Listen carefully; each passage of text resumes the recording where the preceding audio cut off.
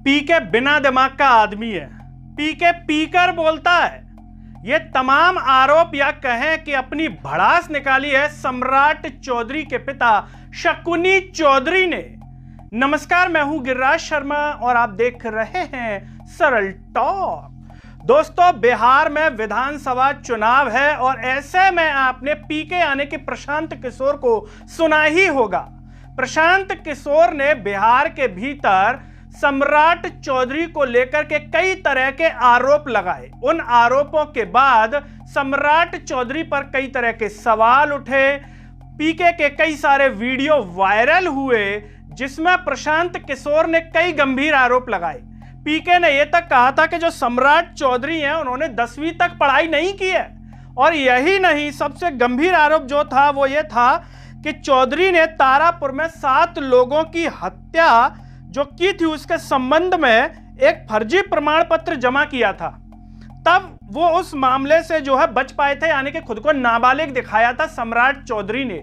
ऐसे कई बड़े बड़े आरोप प्रशांत किशोर ने सम्राट चौधरी पर लगाए, उप मुख्यमंत्री पर लगाए। अब उनके पिता शकुनी चौधरी मीडिया के सामने आते हैं और एएनआई को उन्होंने एक बयान दिया है, बाइट दी है, जिसमें शकुनी चौधरी यानी कि सम्राट चौधरी के पिता ये कह रहे हैं कि हमको लगता है कि जो पीके है वो बिना दिमाग का आदमी है। अगर वो ईमानदार होता, जनता से उसका कनेक्ट होता, तो इस तरह के इल्जाम वो सम्राट चौधरी जी पर नहीं लगाता।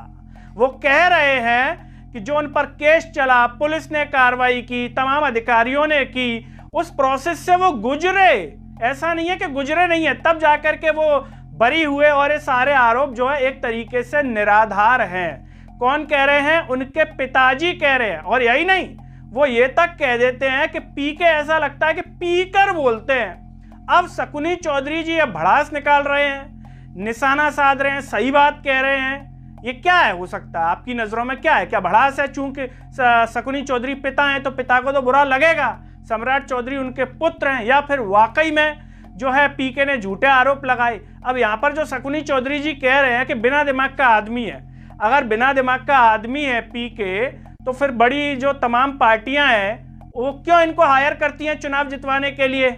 ऐसा कोई नेता नहीं होगा जिसके साथ पीके ने काम ना किया हो।